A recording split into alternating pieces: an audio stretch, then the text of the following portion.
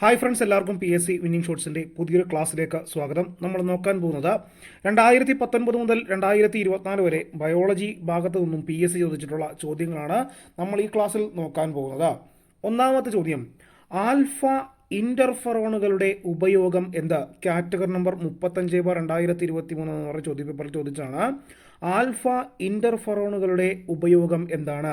ഹൃദയമിടിപ്പ് ക്രമമാക്കുന്നു കേട്ടോ, ഹൃദയമിടിപ്പ് ക്രമമാക്കുന്നു. ഓപ്ഷൻ എ ആണ് കറക്റ്റ് ആൻസർ.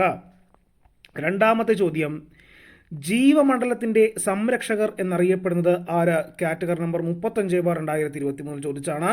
ജീവമണ്ഡലത്തിൻ്റെ സംരക്ഷകർ എന്നറിയപ്പെടുന്നത് ആരാണ്? സസ്യങ്ങൾ. ഓപ്ഷൻ ബി സസ്യങ്ങളാണ്. മൂന്നാമത്തെ ചോദ്യം, ഹിപ്പോ ക്യാമ്പസ് എന്ന ശരീരഭാഗം ഏത് അവയവത്തിലാണ് കാണപ്പെടുന്നത്? ഹിപ്പോ ക്യാമ്പസ് ഏതാണ്? തലച്ചോറ് കേട്ടോ. ഹിപ്പോ ക്യാമ്പസ് എന്നുള്ള ശരീരഭാഗം ഏത് അവയവത്തിലാണ് കാണുന്നത്? തലച്ചോറ്. ഓപ്ഷൻ എ ആണ് കറക്റ്റ് ആൻസർ. നാലാമത്തെ ചോദ്യം, മെനിഞ്ചൈറ്റിസ് ഏത് അവയവത്തെ ബാധിക്കുന്ന രോഗമാണ്? മെനിഞ്ചൈറ്റിസ് ഏത് അവയവത്തെയാണ്? തലച്ചോറ്. നമുക്കറിയാം ഓപ്ഷൻ സി തലച്ചോറിനെ ബാധിക്കുന്ന അസുഖമാണെന്നറിയാം. മെനിഞ്ചൈറ്റിസ് തലച്ചോറ്. അഞ്ചാമത്തെ ചോദ്യം, നെഫ്രൈറ്റിസ് മനുഷ്യ ശരീരത്തിലെ ഏത് അവയവത്തെ ബാധിക്കുന്ന രോഗമാണ്? ഇത് സ്ഥിരം ചോദ്യമാണ്, നമുക്കറിയാം. ഏതിനെയാണ്? വൃക്കയെ ബാധിക്കുന്നത്. നമുക്കറിയാം നെഫ്രൈറ്റിസ് വൃക്കയെ ബാധിക്കുന്നതാണ്. ഓപ്ഷൻ ബി ആണ് ആൻസർ. ആറാമത്തെ ചോദ്യം, താഴെ പറയുന്നവയിൽ ഹീമോഗ്ലോബിൻ ഏതിലാണ് കാണപ്പെടുന്നത്? ഹീമോഗ്ലോബിൻ എവിടെയാണ്? ചുവന്ന രക്താണുക്കളാണ്, RBCയിലാണ് കേട്ടോ. ചുവന്ന രക്താണുക്കൾ കേട്ടോ, ചുവന്ന രക്താണുക്കളാണ് ഹീമോഗ്ലോബിൻ കാണപ്പെടുന്നത്. ഓപ്ഷൻ എ ആണ് ആൻസർ. ഏഴാമത്തെ ചോദ്യം, വെളുത്ത രക്താണുക്കളുടെ പ്രധാന പ്രവർത്തനം എന്താണ്? വെളുത്ത രക്താണുക്കൾ എന്താണ്? ഓപ്ഷൻ എ രോഗപ്രതിരോധമാണ് കേട്ടോ. ഓപ്ഷൻ എ രോഗപ്രതിരോധം. വെളുത്ത രക്താണുക്കൾ കേട്ടോ എന്താണ്? രോഗപ്രതിരോധമാണ് അവരുടെ പ്രധാന പ്രവർത്തനം എന്ന് പറഞ്ഞാൽ. എട്ടാമത്തെ ചോദ്യത്തിലേക്ക് പോകാം. അസ്ഥിയിലെ മജ്ജ ഏത് തരം കോശജാലമാണ്? ഏതുതരമാണ്? സെല്ലുലാർ കേട്ടോ, സെല്ലുലാർ. അസ്ഥിയിലെ മജ്ജ ഏത് തരം കോശജാലമാണ്? സെല്ലുലാർ. ഓപ്ഷൻ ഡി ആണ് ആൻസർ. ഒൻപതാമത്തെ ചോദ്യത്തിലേക്ക് പോകാം. വെറ്റ് സ്പൈറോമീറ്ററിൻ്റെ ഉപയോഗം എന്താണ്? ശ്വസനശേഷം പുറത്തുവിടുന്ന വായുവിൻ്റെ അളവ് നോക്കുന്നതിനാണ് വെറ്റ് സ്പൈറോമീറ്ററിൻ്റെ ഉപയോഗം കേട്ടോ. വെറ്റ് സ്പൈറോമീറ്ററിൻ്റെ ഉപയോഗം എന്താണ്? ശ്വസനശേഷം പുറത്തുവിടുന്ന വായുവിൻ്റെ അളവ് നോക്കുന്നതിനാണ് എന്തുപയോഗിക്കുന്നത്? Wet spirometer. ഓപ്ഷൻ സി ആണ് ആൻസർ.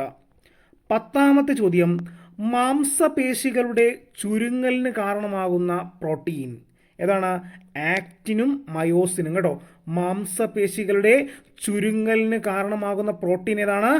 ആക്റ്റിനും മയോസിനുമാണ്. ഓപ്ഷൻ സി ആണ് ആൻസർ. 11ാമത്തെ ചോദ്യം, രക്തത്തിൽ ഓക്സിജൻ കലരുന്നത് എവിടെ വെച്ചാണ്? എവിടെ വെച്ചിട്ടാണ്? ഓപ്ഷൻ ബി ശ്വാസകോശം കേട്ടോ. രക്തത്തിൽ ഓക്സിജൻ കലരുന്നത് എവിടെ വെച്ചിട്ടാണ്? ഓപ്ഷൻ ബി ശ്വാസകോശം കേട്ടോ. ഓപ്ഷൻ ബി ആണ് ആൻസർ. 12ാമത്തെ ചോദ്യം, മനുഷ്യ ശരീരത്തിലെ ഏറ്റവും വലിയ അവയവം ഏതാണ്? ത്വക്ക് കേട്ടോ. മനുഷ്യ ശരീരത്തിലെ ഏറ്റവും വലിയ അവയവം ഏതാണ്? ത്വക്കാണ്. ഓപ്ഷൻ എ ആണ് ആൻസർ ആയിട്ട് വരുന്നത്. 13ാമത്തെ ചോദ്യം, T ലിംഫോസൈറ്റിന്റെ വേർതിരിക്കലിൽ പ്രധാന പങ്ക് വഹിക്കുന്ന ഗ്രന്ഥി ഏത്? ഓപ്ഷൻ ബി ആണ് തൈമസ് ഗ്രന്ഥി എന്നാണ് കേട്ടോ. അത് സ്പെല്ലിംഗ് മിസ്റ്റേക്ക് സംഭവിച്ചതാണ്. തൈമസ് ഗ്രന്ഥി കേട്ടോ. ഓപ്ഷൻ ബി ആണ് ആൻസർ, തൈമസ് ഗ്രന്ഥി. 14ാമത്തെ ചോദ്യം, ചിലർക്ക് അടുത്തുള്ള വസ്തുക്കൾ വ്യക്തമായി കാണാമെങ്കിലും അകലെയുള്ളവ വ്യക്തമായി കാണാൻ കഴിയില്ല. ഇത്തരം നേത്ര പരിമിതിയാണ് ഏത്? ഹ്രസ്വദൃഷ്ടി കേട്ടോ. ചിലർക്ക് അടുത്തുള്ള വസ്തുക്കൾ വ്യക്തമായി കാണാമെങ്കിലും അകലെയുള്ളവ വ്യക്തമായി കാണാൻ കഴിയില്ല. ഇത്തരം നേത്ര പരിമിതിയാണ് ഏത്? ഹ്രസ്വദൃഷ്ടി. ഓപ്ഷൻ സി ആണ് ആൻസർ. 15ാമത്തെ ചോദ്യം നോക്കാം. രോഗാണുക്കളെ വിഴുങ്ങി നശിപ്പിക്കുന്ന പ്രവർത്തനമാണ് ഫാഗോസൈറ്റോസിസ്. ഈ പ്രവർത്തനം നടത്തുന്ന മനുഷ്യ ശരീരത്തിലെ ശ്വേതരക്താണുക്കൾ ഏതെല്ലാം എന്നാണ് ചോദിച്ചേക്കുന്നത്. മോണോസൈറ്റും ന്യൂട്രോഫിലുമാണ് കേട്ടോ. മോണോസൈറ്റും ന്യൂട്രോഫിലും. രോഗാണുക്കളെ വിഴുങ്ങി നശിപ്പിക്കുന്ന പ്രവർത്തനമാണ് ഫാഗോസൈറ്റോസിസ്. ഈ പ്രവർത്തനം നടത്തുന്ന മനുഷ്യരക്തത്തിലെ ശ്വേതരക്താണുക്കൾ ഏതെല്ലാമെന്ന് ചോദിച്ചാൽ ഏതാണ്? മോണോസൈറ്റും ന്യൂട്രോഫിലുമാണ്. ഓപ്ഷൻ ഡി ആണ് ആൻസർ. 16ാമത്തെ ചോദ്യം ഇമ്പോർട്ടൻ്റ് ആണ്. ഉമിനീരിൻ്റെ പി എച്ച് മൂല്യം എത്രയാണ്? ഉമിനീരിൻ്റെ പി എച്ച് മൂല്യം എത്രയാണ്? 6.2 to 7.6 കേട്ടോ. 6.2 മുതൽ 7.6 വരെയാണ് ഉമിനീരിൻ്റെ പി എച്ച് മൂല്യം. 17ാമത്തെ ചോദ്യം നോക്കാം. മനുഷ്യരിലെ നൈട്രോജനിക് വിസർജ പദാർത്ഥമായ യൂറിയ ഉൽപ്പാദിപ്പിക്കുന്നത് ഏത് അവയവത്തിൽ വെച്ചാണ്? മനുഷ്യരിലെ നൈട്രോജനിക് വിസർജ പദാർത്ഥമായ യൂറിയ ഉൽപ്പാദിപ്പിക്കുന്നത് ഏത് അവയവത്തിൽ വെച്ചാണ്? കരൾ കേട്ടോ. Option D കരളാണ്. 18ാമത്തെ ചോദ്യം കൈക്കുഴ എന്നാണ് കേട്ടോ. കൈക്കുഴ, കാൽക്കുഴ എന്നീ ശരീരഭാഗങ്ങളിൽ കാണപ്പെടുന്ന അസ്ഥിസന്ധി ഏതാണ്? തെന്നി നീങ്ങുന്ന സന്ധിയാണ് കേട്ടോ. ഓപ്ഷൻ സി ആണ്. തെന്നി നീങ്ങുന്ന സന്ധിയാണ്. ഓപ്ഷൻ സി ആണ് ആൻസർ. 19ാമത്തെ ചോദ്യം കർണപടത്തിൻ്റെ ഇരുവശത്തെയും മർദ്ദം തുല്യമാക്കാൻ സഹായിക്കുന്ന ഭാഗം ഏതാണ്? യൂസ്റ്റേക്കിയൻ നാളിയാണ് കേട്ടോ.